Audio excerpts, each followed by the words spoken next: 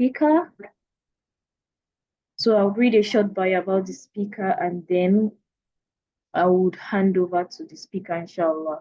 So Dr. Bashir holds a PhD in agricultural civil engineering from Kyungpook National University in Daegu, South Korea, and a master's degree in agricultural and biosystems engineering from University of Ilorin with bachelor's in agricultural engineering from the same university.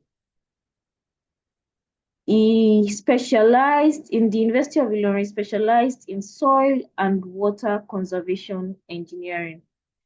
Dr. Bashir graduated as the best departmental graduating student during his bachelor's and master's degree.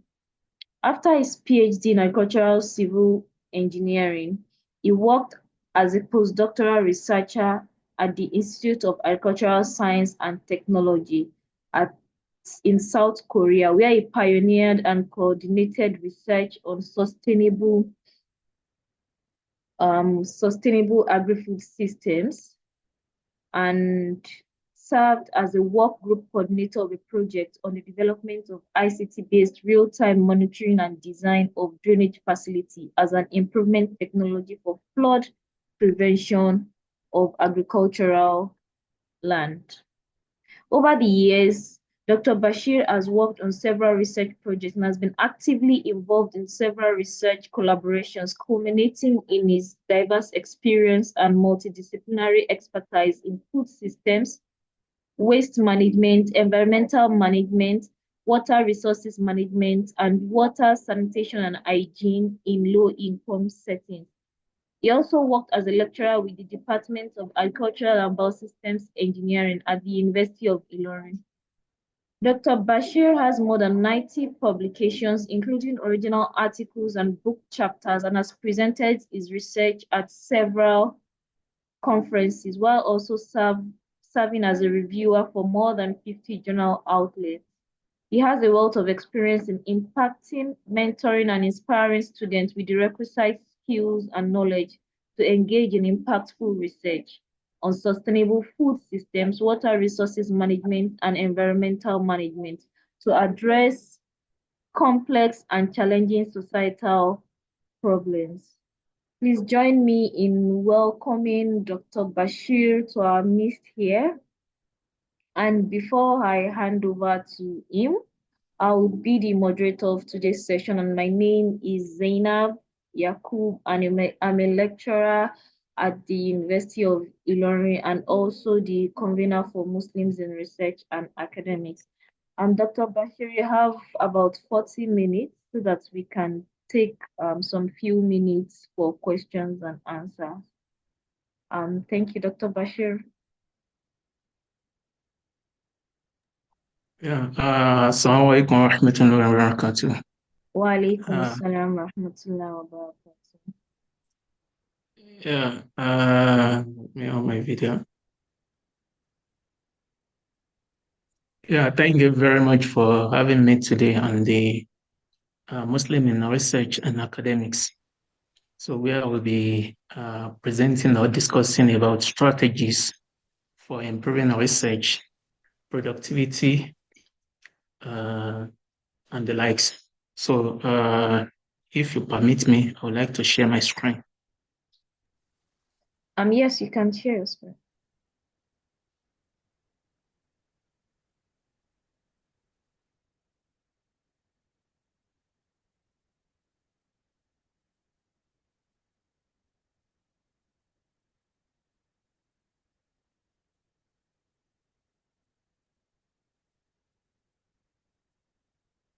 Yeah, I think it has come up, right? Yes, we can see your screen. Yeah, just like moderator said, my name is Bashir Adelodun. I'm a research fellow at Aga Khan University, Tanzania. So I'll be presenting on the strategies for improving research productivity. So my presentation, we follow this outline. Yeah, the first one, I'll be talking about the importance of research productivity. I'll be talking about challenges being faced by academics and researchers, of course. I'll also be talking about all these, how to address all these challenges, such as effective time management, strategic collaboration, writing research publications, leveraging on the ongoing technology, and also how we can manage work and life balance. And at the end of the day, I will make my conclusion and remarks. So, first and foremost, these key points, I would like us to note them, which are the first one is what is research productivity? Because if we are to address the challenges or to provide the strategies for improving research productivity, we need to understand what research productivity is all about. So having known that, we also need to know what research is to academics. Like, what's the purpose of research when it comes to academics or researchers? And also, what are the metrics that we use for research productivity, that is productivity and research? So these are the things. Still, if we understand the metrics, then we can know whether we are really moving towards achieving the productivity or not. And then lastly, all the different approaches or different strategies to improve research productivity. So the first thing is the research productivity. By my own definition, it can be referred to as effectiveness and efficiency with which academics or researchers engage in scholarly work and likewise contributing new knowledge in their respective fields.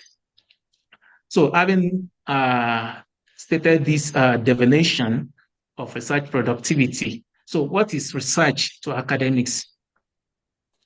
In various careers or various fields, they have what is important to them. But as an academics or in academics, we have three tripods upon which the academic normally stand. So the first one is teaching, followed by research, and lastly, community development. This order these three items are not in any form of order. Research will come first, community development, but majorly we normally say teaching, research, and community development. These are the tripod on which academic lies. So, but among these three, research, which is at the middle, is very, very important because although teaching is very important, university is known as a study of knowledge where you can gain knowledge as an individual or as a student. But this knowledge, the production of this knowledge comes from research. That is why research to academics is very, very important. I normally say that research serves as currency that academics spend.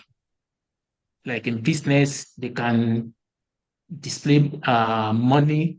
In some other ventures, they can display whatever they want to display. But as an academic, the currency of academic is research because that's the most important thing that you can portray, you can present to people, to the world, to know that, yeah, you are in academics.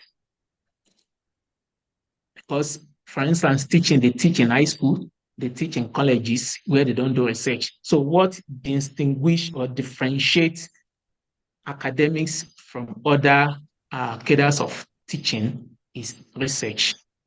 So what are now the metrics for this research or for measuring productivity in research? I highlighted some of them. Like the first one is publications. After carrying out a research, you need to publish them because that's the only way you can showcase what you have been doing as a researcher or as an academic. And the number of publications as of today is what we normally put forward as being productive as an academics. So apart from that, the quality and impact of the research, for instance, the number of citations and the journal outlet, particular journal outlet that one is able to publish a research is normal. So, and this journal impact factor as well is being measured by the number of citations. So, quality and impact of research as an academic normally is measured by citations, journal impact, and also the recognition or the how this outcome of the research are being used by policymakers. So apart from that, the grants or the fund, the research fund that one is able to secure as a researcher is also measured as a research, as being productive as a researcher or an academics. Also, we have mentoring and supervision, we have collaboration, we have innovative outputs. Innovative outputs in such as the patents or the software development or tools or methods, like novel methods that are being produced by researchers. These are the metrics that are available for measuring productivity in research. So what are now the strategies to improve this research productivity? That is the point of discussion for today. So, but before that, I would also like to emphasize or reiterate the importance of research activity. The first one on my list is career development and promotion, or career advancement and promotion. As an academic, if you are doing all other things, community development, you are teaching, if you are not productive in terms of research, there is likelihood of being stagnated, like there won't be career advancement or promotion. So this emphasizes the importance of research productivity or research activity. Also, research productivity promotes the opportunities for assessing funding. Before a funder, nobody is giving money for free. They want to see what you can do with the money. And the only way is what you have been able to do previously in terms of research productivity. So if you are very productive when it comes to research, that means there is chance of being able to secure funding for future research. Likewise, research serves as contribution to knowledge in the society, and this can also produce impact in the. We have so many complex societal problems that are happening, and the only way all these problems can be, the solution can be preferred to all these the problems are through research.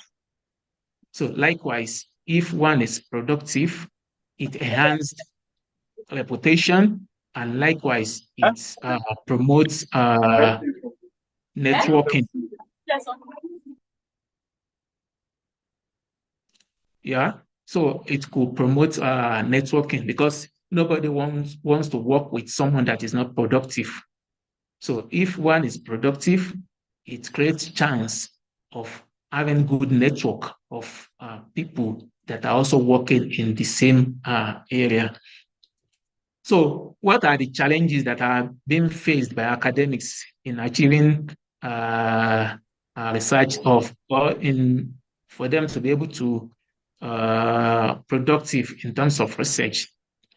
Several loads of teaching teaching assignments, if one engrossed in teaching, there is very high chance of not having the adequate time to be able to engage in quality research.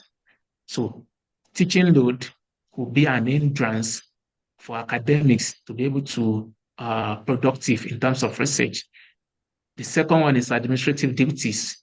If one says administrative duty is different from being a researcher.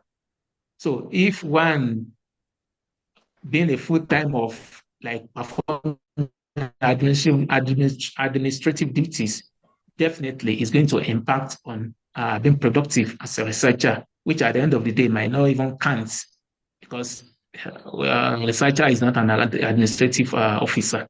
So also limited funding or resources. This will be from developing countries or low-income countries where there is limited funding for research. So this will highly impact academics for productive. Also, the next one, procrastination and distractions. This is personal to the individual researcher. Other ones might not be within the purview or within the power of the researcher, but procrastination and distractions are much more relevant to an individual. So it's a very one of the big challenges being faced by a researcher. So also motivation. If there is a lack of motivation, so definitely such an individual might not be able to be productive. So these are the listed items. It could be more than this anyway, but these are the few ones and very obvious ones that are causing challenges for academics to be able to be productive. Yeah. So I provided some strategies which can be employed to improve research productivity. The first on the list is time management.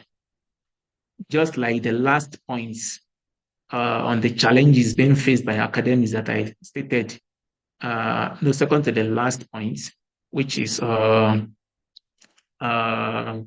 procrastination. So time management can be able to assuage or solve procrastination issue if one has proper time management. So there is this matrix, Eisenhower matrix that can be employed.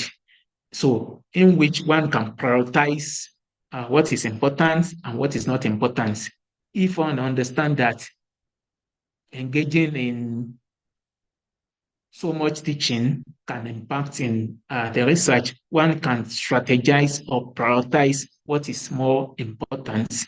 Likewise, maybe some administrative responsibilities that are not going to count or that will impact being productive. So one can try to prioritize or navigate following this matrix, which is the one that we need to do immediately, which means it is highly important. The one that is not urgent, although it is important, but it is not urgent, which can be with proper planning, it can be strategized and prioritized and also executed. Those ones that are not important can be delegated and the result will still be achieved.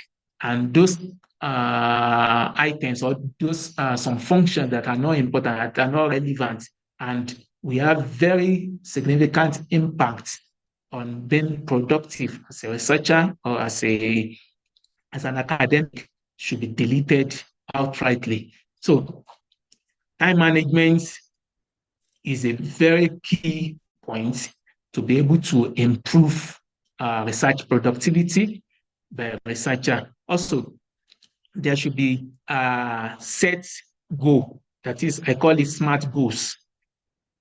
With SMART goals, not too ambitious, and with proper time management, one will be able to prioritize those things that are important and those ones that are not important. Also, since we understand that academics is all about doing research and writing, there should be dedicated time for these important activities, research and writing, while we try as much as possible to minimize interruptions of these activities. And lastly, there should be also be breaks in our activities. It's part of time management so that at the end of the day, it will not impact productivity, because if someone burns out, that means one will not be able to even do anything. And at the end of the day, that means one is not productive. So there should be regular breaks, which means when one is setting the time or making the plan, SMART goals, it shouldn't be too ambitious that will now impact on the health. I will talk more about this when talking about the work-life and balance. So after effective time management, the next one is strategic collaboration. Strategic collaboration is very, very important when it comes to research productivity. So just like research, what is research? Research, that is, we are searching what is there before. So it is already there. We want to search, look at it from different perspectives and bring out insight from it. So, which means with proper collaboration, the way you are looking at things, another person will look at it different way. And nowadays, what is even like in vogue is transdisciplinary research, whereby different discipline comes together and provides solution to a challenging problem. So unlike the traditional way of doing research, where an individual just be in your cubicle, be working alone, and at the end of the burn out, you will not even be able to do anything. So even there are some fundings, so many fundings nowadays where transdisciplinary research is being promoted. You cannot just come as an individual with a limited approach and apply for research fund. So research collaboration is very important to promote research productivity. So what are the strategies to now engage in research collaboration? You collaborate across disciplines. People from social science can collaborate with people from science. People from science can collaborate with people from engineering. Engineering can collaborate with people from arts. So with this transdisciplinary approach or discipline, one be able to provide some novel solution to existing problems. So for instance, the scientists are known not to be able to like advertise their products, but if as a team or in a group, you have someone from arts that are very good with marketing or advertisement, so which means when you are conceiving an idea, they already have the basic of what the product is going to be. So with that, from that angle, you have far-reaching effects in the community than than someone as a scientist. You develop a new solution to a problem, but getting it to the needed or even understand the need of the community might be difficult. But with collaboration across disciplines, all these nitty-gritty or these problems will be able to be solved easily and no one will get burnt. Also, there is a need to join research networks and communities relevant to one. So, but there is one caveat here. If one is not productive, nobody is nobody is willing to engage someone that is not productive. So, which means one has to be productive and one has to be endowed with knowledge so that you can showcase, you understand what you are bringing on the table, that those ones can also know like this person is not going to be a liability, is going to contribute. So with that, can form a very good research network. Then also participate in conferences and workshops. So these are the avenue where one can be able to see researchers that are much more relevant to what one is doing. So if you participate in conferences or you participate in workshops by presenting whatever the preliminary studies that you have, so people with like minds or who are interested can link up and collaborate. Then mentorship role. So mentorship, or you can, through mentorship, you can bring out new researchers who are going to be very productive. And at the end of the day, a collaboration can exist between the mentor and the mentee. So I have this maxim, or let me call it a proverb by from a book. It's an African proverb anyway, that says that if you want to go fast, go alone. If you want to go far, go together. So that means we want to go fast, but we should know that if you move so fast, you get tired. You get tired. Like it's not going to, like you cannot continue moving fast together. But if you go together with people, then you go far, because even if you want to get tired, you have people to support you. So this is an important proverb that is relevant to research collaboration. And also, one of the Nobel laureates, Caroline, also stated that I have benefited in my own lab from having a diverse lab of co-workers. All these Nobel laureates that we are seeing, they don't do their research alone. They collaborate with people with like minds. That's where they are able to become productive. So if one wants to be productive, you have to collaborate strategically with people with like minds. So apart from that, so another thing that the strategy you can use to improve research productivity is writing and publishing strategies. Because from our first slide, I stated that one of the metrics used in measuring research productivity is publication. Even is the number one. So before you can get employed as an academic, they want to see if you can write, if you can publish, or what you have published.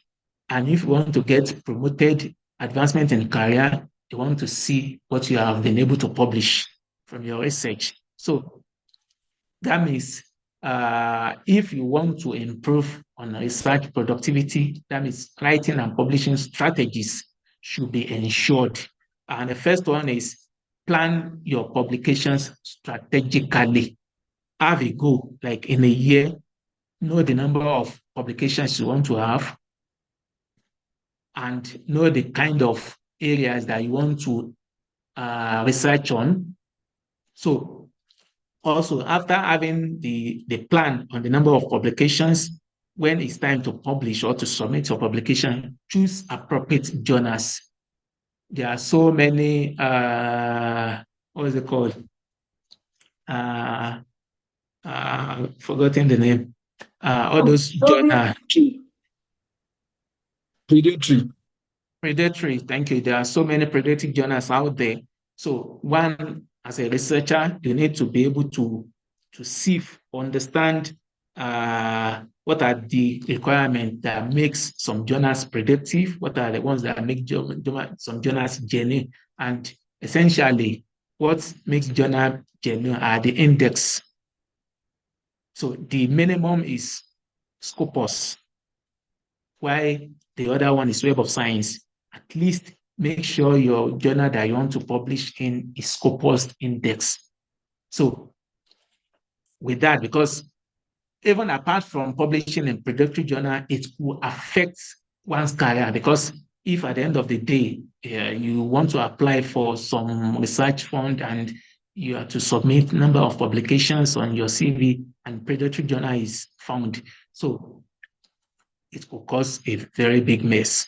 So one should be able to understand the journal outlet the impact factor and the scope of these journals, so that one will not even waste time by submitting into journal. At the end of the day, they found that it's not within the scope. Some journals could even delay before they respond. Some could give immediate test rejection, which is fine, but some, because it's out of scope, editor could be busy, so it delays the time. At the end of the day, this process impacts productivity, and it affects the plan probably for the year, or for the whatever the plan one has regarding the publication.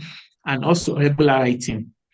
Regular writing as a researcher, since we already understand that the currency of a researcher is publication, and you cannot get publication without writing. So writing is part and parcel of someone. So you have to write, and writing, you need to plan it. It could be daily, it could be weekly, but just ensure that you are writing no matter what. Then peer feedback and presumption. So this one shouldn't have any problem if we are into a collaboration, because when the research is ready for submission, you have your team. So each and everyone could look at it and provide a review. So from there, an improvement could happen. And this process, it's hastening the publication, and it's hastening it's improved the research productivity. Also, effective response to reviewers when after submission, after submitting the papers, when the review comes, how to engage the reviewers by providing the as much as accurate information that have been requested from the reviewers or editors. So these are in summary, writing and publishing strategies that will improve research productivity.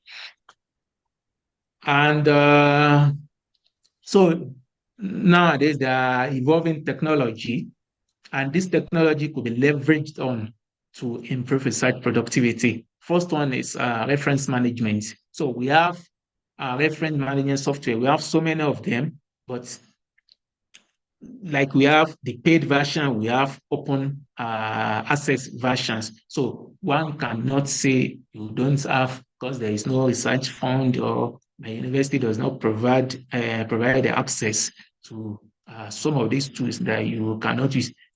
When we are, if as we have the paid version, we also have the open version. So with this age, I don't expect someone to be doing the referencing manually, because if you, for instance, you write paper and you have maybe 50 references, you now want to be doing it manually, even to track all your references, it could be time consuming and very tedious. So, but with reference management, it hastens the process of writing, and at the end of the day, it improves research productivity. There are so many other apps there that one can use. We also have some collaboration tools. We have some statistical and data analysis tools. We don't expect, although it's very important to understand the basic of all this, the knowledge, basic knowledge. So having understand the basic knowledge, it's when you are using all these tools, because they are just tools to improve the process. So if one, sorry, if one doesn't understand the basic, using the tools could be difficult.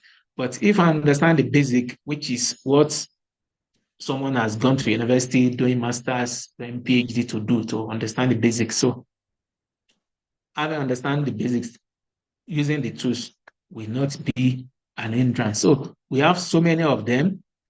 We have for statistical and data analysis, we have R statistic. One can use R. We have some paid versions, where some paid softwares too, like Stata, SPSS. For open access, we have Python, we have R statistics, we have so many of them out there. We have Jamovin something, forgotten the name. So one can explore as much as possible. like when we have what's it called for referencing, we have the open one which is Mendeley and Zotero. They are open version. So even if one could not be able to have an access to EndNote, it's not an excuse not to use Mendeley. So Zotero. So we also have Excel, and although Excel is not free anyway. So we have so many open access software out there that one can use. So part of the strategy to improve research productivity is also to maintain work-life balance. Just like I said, if if someone's health is impacted, that period one will not even mind, one will not be able to do anything. So which means one should be able to strike balance between work and life so that one will not break down or burn out. So this is also important to improve research productivity. So I have some items that I listed, which is prioritize personal health and well-being. So like I said, one should not break down. So personal health and well-being should be prioritized. So set clear boundaries between work and personal life. There should be time to work. There should be time to do some personal stuff. So time to work, when one has dedicated some time to work, there should not be any distraction or interruption so that at that period, even if it is not much, one will be able to productive. Likewise, this is just a tip, regular and physical activity and relaxation techniques. So, because as a researcher, you sit for a very long time when you are writing. If you are doing experiments, you stand for a very long time doing experiments. If it is show science where you need to go and do some interview with people and the likes, you're out there like it could be very tiring. Yeah. So regular physical activity and relaxation techniques should be employed so that one can be able to strike balance between work and life. Then build a supportive community and network. This is still going back to the collaboration so that with effective collaboration, you will not have to do everything, which is like, is it 100% of one or 1% of 100? So 100% of one means at the end of the day, only you face everything 100%. And at the end of the day, you're able to just produce one. Or you put in just 1% because you have several Dr. things that you Bashir, need you to have do. about 3 minutes. Yeah, I will round up now. So, and at the end of the day, you have more things to do with less engagement because you have some support community or collaborative network. In conclusion, concluding remark. So I have these three important remarks. The first one is higher research productivity positively influences career advancement, reputation, institutional ranking, and attracts more resources and collaborative opportunities. So which means our institution, not only us, we get advancement in our career, it also improves the institutional ranking. And this could lead to more collaborative opportunities. Just like Prophet Muhammad wasallam said, seeking knowledge is a duty upon every Muslim. So now so we know that when something is a duty, like if you do it, you get rewarded. So which means this is a double win for Muslims. You get your reward, maybe for improvement in your career advancement, as well as you get reward from Almighty Allah. So thanks for listening. Jazakallah khairan, Dr. Bashir, for doing justice to this lecture. And before we take questions, I would just like to give a brief summary of the discussion. Dr. Bashir, first of all, explained what research productivity is and what are the metrics used and what are the metrics used to measure research productivity and the strategies for improving research productivity.